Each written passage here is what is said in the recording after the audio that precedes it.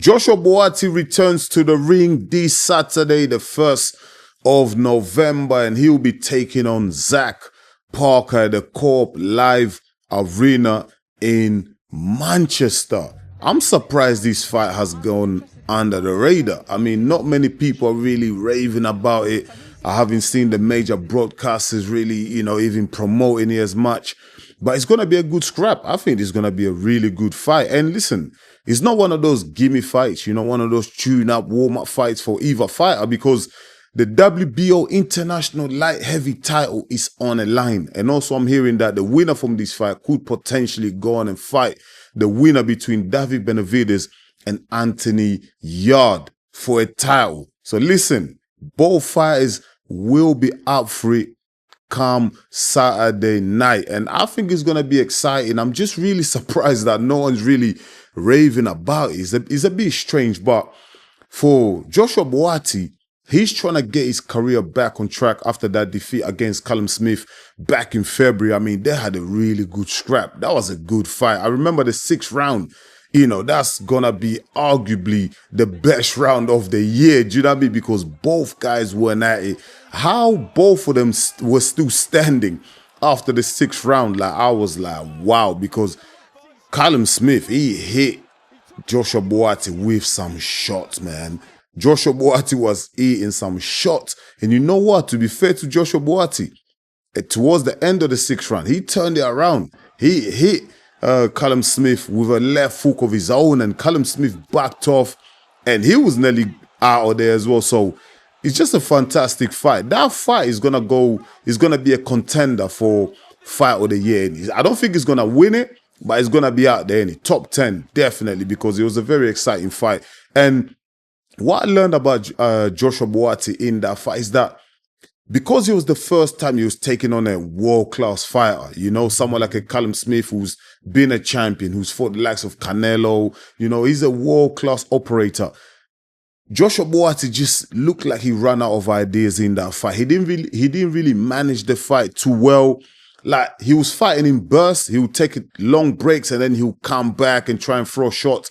As in, Callum Smith, he was busy the whole time. He knew, he had to keep throwing to win that fight on points. Do you know what I mean? So Callum Smith just really used his experience, at a world-class stage that he has, that Joshua Buatsi, till that point, didn't have. So for me, Joshua Buatsi, in this fight, he should be way more confident. Do you know what I mean? Because he's been at that world level against Callum Smith. So he's made that learnings. So he's going to be better against Zach Parker. So I'm really looking forward to see how Joshua Buatsi performs in this fight. And I'm expecting him to get the win over Zach Parker, man. Because Zach Parker is one of those guys where he was, as a prospect, like Uncle Frank, Queensbury Promotions, they were really raving on about him. They were banging on about him.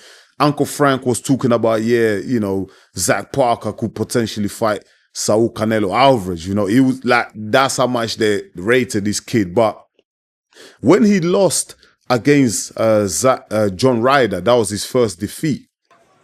He quit or retired in the 4th round. It was strange circumstances. Apparently, he hurt his right hand or something. Some people say he quit. But yeah, that was strange. And he's never really lived up to expectations after that. Now, he's been on a good winning streak. He's won his last 4 fights. And coming up against Joshua Buatsi, he's also talking about a potential world title shot. He's saying that he's ready, he wants to take on the best, etc., etc. But I don't know, man. Is he ready for Joshua Buatsi? I don't know. I don't think so, man, because the last time he stepped up against John Ryder, I mean, listen, John Ryder is not a world beater, but John Ryder is a solid fighter from the UK. Do you know what I mean? I wouldn't call him world class, but he's good. He's good. And on his night, he will give you problems. Even when John Ryder fought against Callum Smith, he gave Callum Smith problems as well. And many people had John Ryder winning on the cards, but Callum Smith got the dub. So John Ryder is no joke. He's no gimmick, but I don't see him as world class. Do you know what I mean? I just don't rate him that highly. But yeah, he was giving Zach Parker problems. And a lot of the fans were actually saying, you know what, this Zach Parker guy is not all that, man. Do you know what I mean? He's not what Uncle Frank and Queensbury Promotion were trying to make him up to be. So I'm expecting a good fight between these two guys. Zach Parker, I think in the early rounds, he'll have the speed. He's going to use those long limbs of his. He's going to try and keep that distance. For Joshua Buatsi, he's always a slow starter, man. That's the thing that frustrates me with Joshua Buatsi. He tends to start slow. Then in the mid rounds, he starts to pick up. But I want to see Joshua Buatsi throw more combinations, throw more punches in this fight, because that's one of the mistakes that he made against Callum Smith. Now, against Callum Smith, I don't know whether it was all the lights, Riyadh season and all that, fighting Callum Smith, world-class fighter, former champion.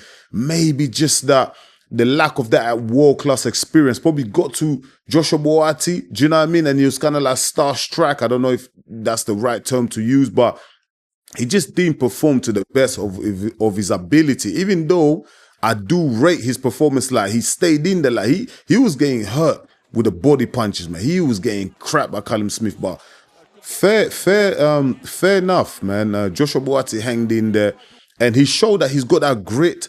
He's got the determination, he's got courage, he's got the heart, he's a true warrior. He didn't get knocked out, he didn't get TKO, he hanged in there, but he did look like that little jump, that little leap to that world-class stage was a bit too much for him. So I'm sure he's learned, his coaches have learned, and he's going to show and prove in it against Zach Parker at the weekend. Because for Joshua Buatsi, a loss, if he loses against Zach Parker, I mean, I don't know where he goes from there, man. He's going to have to drop down again, domestic levels. We're talking about, him fighting the likes of, who's the guy that he fought?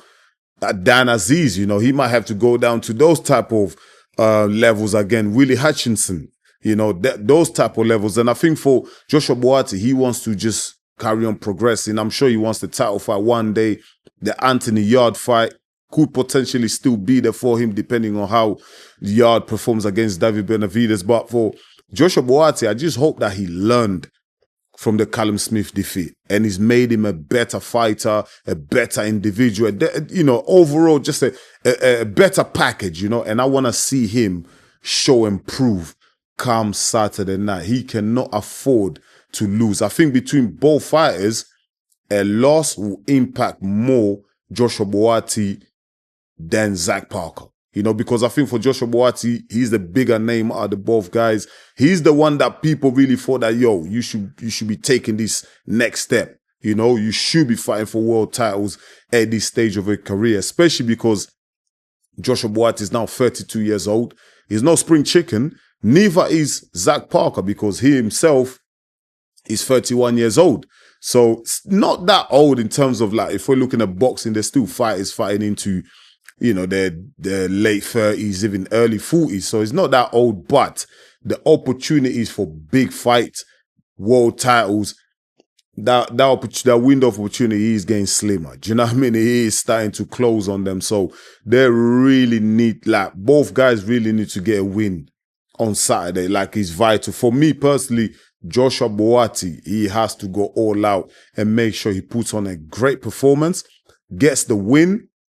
And I think Joshua Buatsi is going to stop Zach Parker, man. Maybe I'm talking, it's a 10-rounder. So I'm talking maybe the 8th round. I think Joshua Buatsi is going to start laying the gloves on Zach Parker late on. I'm saying 8th, 9th round, he gets the stoppage late on, because I think Zach Parker is going to start strong. He's going to be popping the jab. Like I said, he's going to have the speed on Joshua Buatsi, but I feel like Joshua Buatsi carries that power, and eventually he's going to get to Zach Parker and stop him late on. So, yeah, man, that's it for this fight. Like I said, I'm surprised no one's talking about it. It's going to be a good scrap. Yeah, man. Let me know your thoughts in the comments, my people. Are you going to be watching this fight come Saturday night? If you are, join me, man. EMGM Sports. Join your boy Enzo, the realest in the game, because I'm going to be doing a watch along on Saturday night. I'm going to start around about 8 p.m., 7:30 or 8 p.m., but I'm going to put the link out at the community post. So keep your eye out on that so that you don't miss out. Like I said, let me know your thoughts in the comments, my people. I really appreciate you. Once again, thank you so much for watching EMGM Sports. It's me, your boy Enzo, the realest in the game. Please don't forget to smash the like button. And if you're new to the channel, please go ahead and subscribe because you're really going to help us to grow. I'll be back real soon with another one. Until then, stay blessed, my people. Peace.